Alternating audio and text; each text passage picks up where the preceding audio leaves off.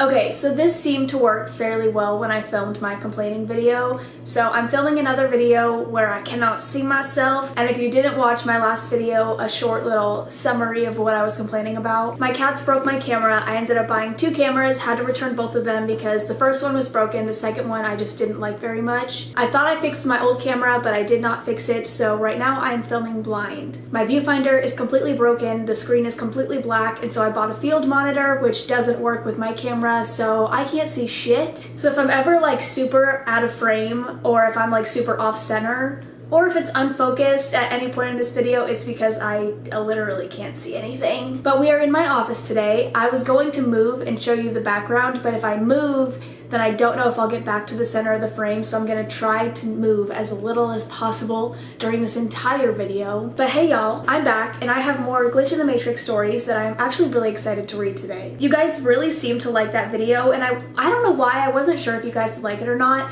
but I have more stories to read because y'all liked it. This video might be a little bit shorter just because I cannot see what I'm filming. Oh, and also I forgot to mention this. My new camera will be here by the 17th, and so I won't have to wait a week for it to get here, so I should have videos like all this week like normal. This week should be normal. That was disgusting. But let's get right into the stories. So the first story says, The Disappearing Couch. This happened to me and my roommate in our freshman year in college. I was dating a guy at the time and he had come over to visit one night. My roommate goes to take a shower to leave us alone and left her keys behind. Side note, all the dormitory doors automatically lock when you shut them. Boyfriend and I, not knowing she left her keys, figured we don't want to be rude with PDA, so we leave for the basement common area, which around this time of night is almost completely empty. We're down there for probably 3 hours, just chatting on the couch, taking selfies, and shooting pool before his ride comes to get him. I walk him to the doors, and before keying into our floor, I see one of my friends, who tells me my roommate has been looking all over for me. She tells me my roommate locked herself out of our room and had to call the RA with the emergency phone in the lobby. I'm worried that she's pissed and quickly make my way to our room. Yeah, she was furious at me for leaving and essentially locking her out. We argue for a while and she tells me she walked all over the lobby, the basement common room, and outside to find me, dressed in only her bathrobe. I stop her. If she checked the basement, she would have found us immediately on the couch by the pool table. She gets angrier and tells me that I must be lying since there is no couch in the basement common room. We go back and forth until I finally convince her to come downstairs. I'd be happy to show her the green and brown couch that I was sitting on no more than an hour or so ago. Well, you guessed it, no couch. But oddly enough, I found the trash from our snacks that my boyfriend and I had left behind in the wastebasket right next to the space that should have been the couch. I'm rightly confused and text my boyfriend, who sent me the selfies of us together on that couch. I show my roommate and we both realize something is seriously up.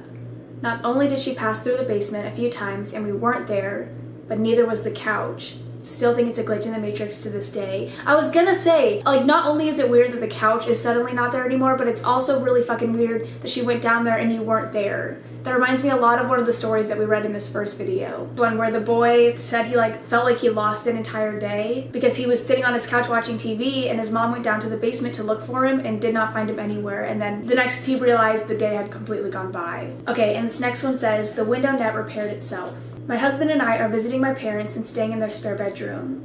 The house is in a wooded area, so all windows that open have nets to keep the insects out. When we first got here, I immediately noticed that the window screen in our room was badly damaged. It had a huge hole, with the whole bottom right corner of the net being ripped from its frame and the opening as big as my head. This is the only window in the room that opens and has a net.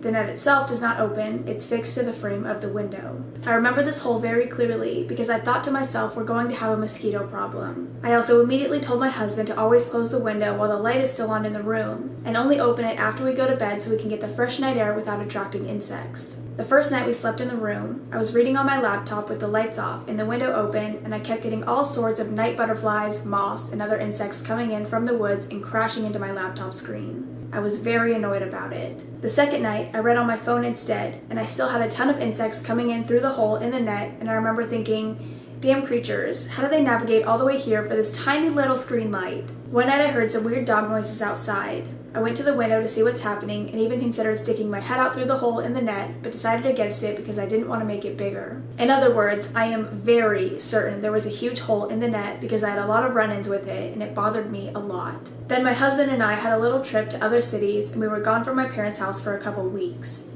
When we came back, all of a sudden the net in our bedroom was completely fine. There was no hole, nothing ripped from the net at all. I'm now able to do evening reading with the light on and no bugs are coming inside. I love it. I thought my dad replaced the old net, so I didn't say anything for a few days. And one night when we were having dinner, I randomly said, "So nice that you fixed the net in our bedroom." He said he didn't fix anything and the net was never damaged. My jaw dropped. I asked my mom also, but she never does stuff like that, so she was confused why I even asked. No one else lives here, and we don't have anyone working around the house. I went to look at the net again and realized it doesn't look brand new like it had just been changed. It's a little dirty and has some stains. The frame even has a few spider nets around it that look like they've been there for a while. What the hell? My husband also says he doesn't remember a hole in the net, and he thinks I must have been confused. Wait, that's trippy as fuck. The fact that your husband doesn't remember. He does remember, however, that I told him not to leave the window open if the light's on. He does remember all the bugs flying around at night. I should also say I don't drink and don't do drugs or smoke anything. Never had any mental or perception problems, and I've never had anything weird like this happen in my life. I've been really weirded out by this, especially because I have such clear memories of the broken net and all the bugs getting in. I keep staring at it every time we're in the room. My whole perception of what reality is confused now. Honestly, the part that trips me out the most is the fact that your husband does not remember it being broken, even though all the bugs were flying in. Like, bitch, how did they get in? Okay, this next story says, "A disturbing occurrence. This story is true as I tell it." I'll preface this with the fact that I work in a correctional environment. It's a very disturbing story, and I'm not sure where or if I should even post this. I will also take the time to apologize for my subpar writing and grammar in advance, so I guess this is kind of like a trigger warning. I haven't read this yet, so I don't know what this is about. It was approximately 3:40 p.m., and I was driving my car into work. I had enough time to start one morning song before I pulled into my work's parking lot. I stumbled upon the song "Bullet" by Hollywood Undead. I had never heard this song from them before and decided to press play on Spotify and give it a go. The first chorus of the song started as I pulled into the parking garage of my workplace. I remember noting two things at this time. Wow, this chorus is very depressing. I'll put a bullet in my head and I'm gone, gone, gone. The other thing I noted was a black Jeep in the parking lot. It was a matter of seconds between hearing the depressing chorus for the first time and seeing the Jeep. The black Jeep was strange because it was parked far away from the entrance door. It was a weekend, so the parking lot was mostly empty, so you could park close to the entrance door. I just thought, that's weird. Or that maybe it was a newly acquired vehicle, and the owner wanted to be far away from the other cars to avoid accidental dings or scratches. I shrugged it off, let the song play through, and headed inside to work my shift. I was about 30 minutes into my shift, and everything was going as expected for a weekend shift.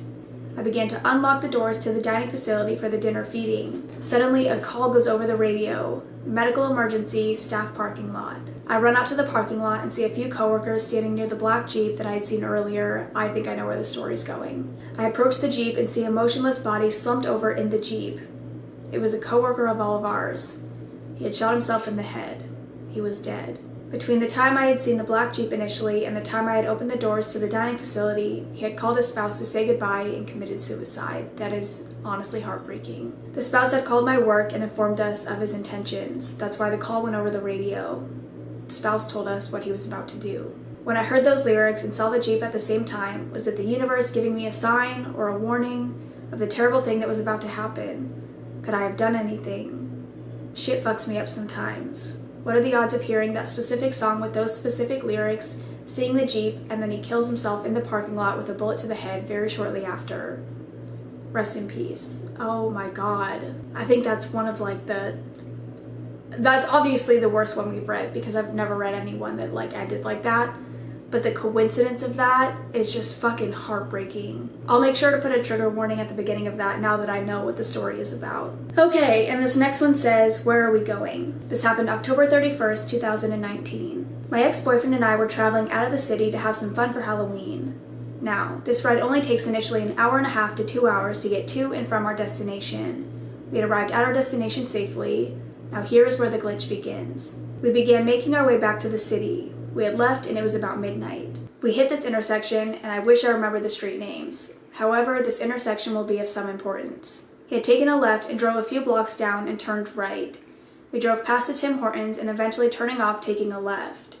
Passing a gas station. This should have taken us to the highway.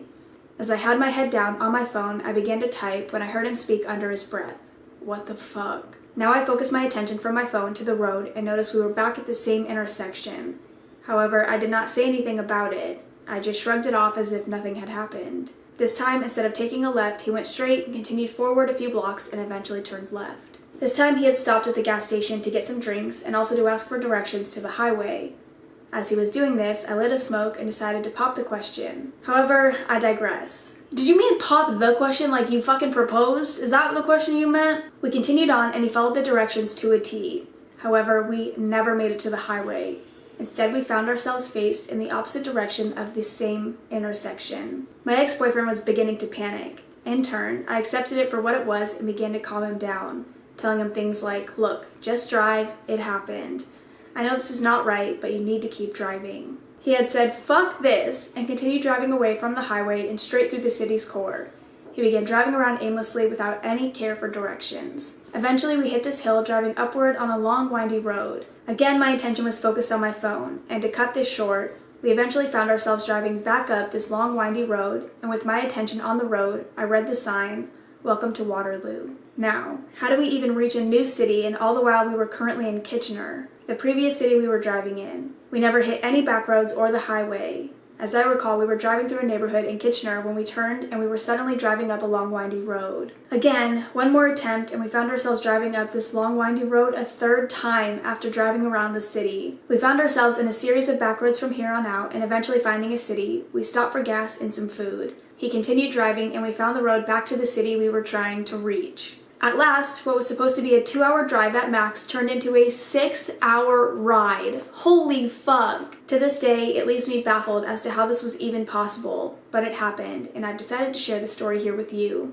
Thanks for reading, I hope you enjoyed, and yes, this actually happened and I will never forget it. That would drive me up. There's nothing that drives me more insane than when I am driving and I don't know where I am. There's nothing that frustrates me more in this world. I would have lost my shit. Okay, I have 2 more stories. This one says, possible death glitch during a horrific car crash. Many years ago, my now ex-boyfriend and I were on our way back to my house. I would always have the same argument with him about putting a seatbelt on. As usual, he ignored me and drove without one that night. We arrived at a traffic light and we pulled off when it was green for us. We were hit by a drunk driver who was going an ungodly speed. His car hit my ex's side and the car all but stopped resembling a car at that point. It turned into a 3-car pileup, with our car being the first hit. We hit another car beside us in the spin that was caused by the impact, and the drunk driver went on to plow into a second car and bump a third. Here's where it gets weird. It felt like time had legit slowed down. It felt like the car just spun forever, like I was on a merry-go-round. I could also think quite clearly in that space of time, like, huh? We've been hit, and I think I'm dead. It was a very matter-of-fact thing, and it creeps me out how calm the whole experience was during those prolonged moments. I didn't leave my body or anything. It was just blackness and my thoughts and the slowed down sense of time. I wasn't in any pain. Our car finally stopped spinning, and poof, time is running normally again. I was just huddled on the front seat in fetal position. I do a quick check to make sure I can actually move, and luckily I could. Then my attention goes to my ex. He was wearing his seatbelt. He had absolutely not been wearing it before. I know he wasn't. Oh my god. But there he was, unconscious and bleeding, but strapped to his seat. I had to undo the buckle to help him out of the wreck with the aid of onlookers who came to help. Everyone survived. I walked away with bruised ribs and a cut from my own seatbelt. My ex fully recovered from his injuries. In fact, no one suffered any major injuries, including the drunk-ass hat, who skipped the country later. Okay, and this is the last one we're gonna read. It says, a girl who died 2 years ago is posting pictures of herself on Facebook and commenting on things. About 2 years ago, I remember hearing about a friend of a friend passing away from a drug overdose. I remember this event pretty vividly because I reached out to our mutual friend for the first time in a while and let her know how sorry I was for her loss.